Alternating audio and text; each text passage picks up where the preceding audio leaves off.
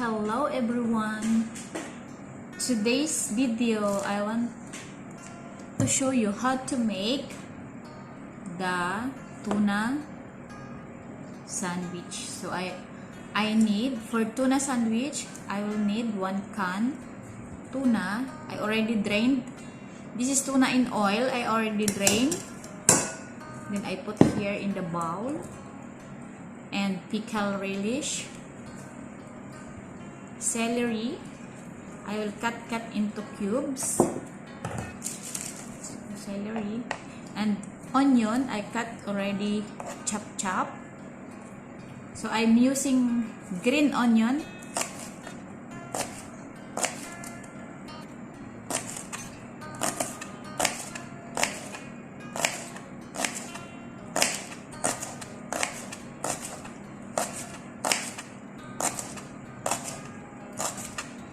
Celery. So I put here in our tuna, and also this onion, the black pepper and the salt, then this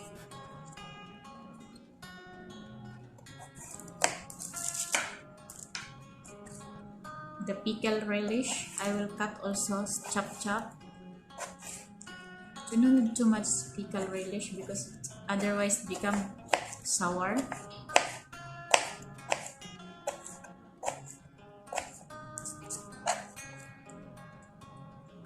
And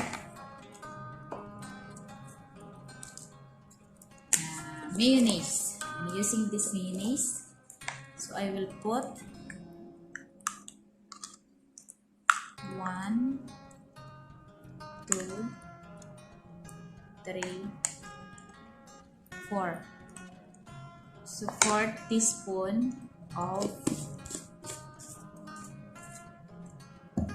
mayonnaise. And this calamansi, I will put calamansi.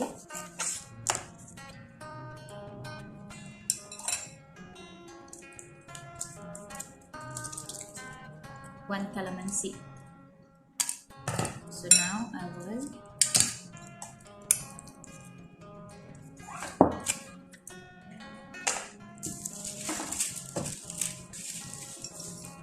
will mix it together.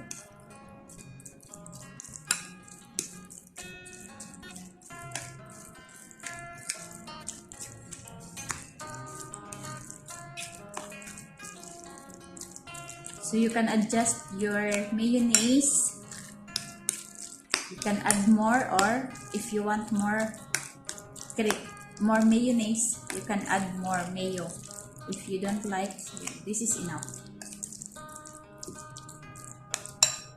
You can also add sugar if you want to become a little bit sweet.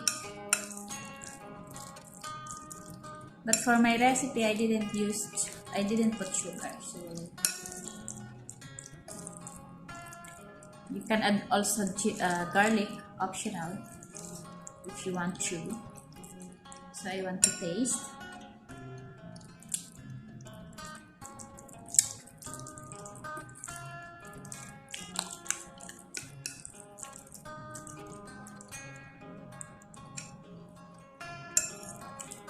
The salt that I put is 1/4 teaspoon and 1/8 teaspoon black pepper. So now I will put now in bread.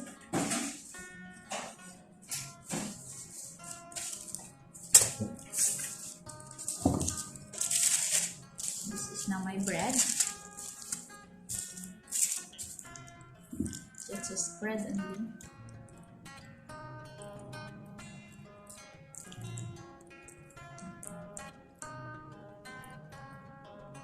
If you want spicy, you can add also chili powder.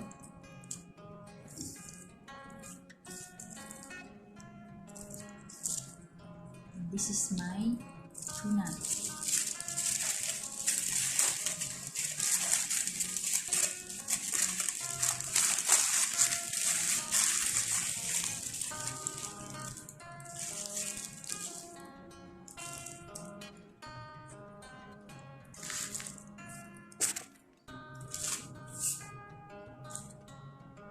So this is now guys my tuna sandwich.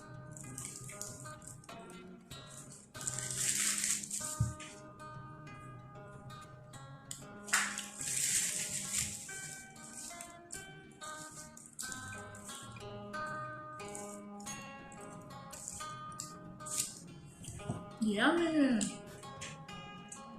Ang lasa niya parang ano, yung sa airplane, minsan may mga tuna sandwich sila ako nakakain. Parang kagaya nun. Ang lasa niya.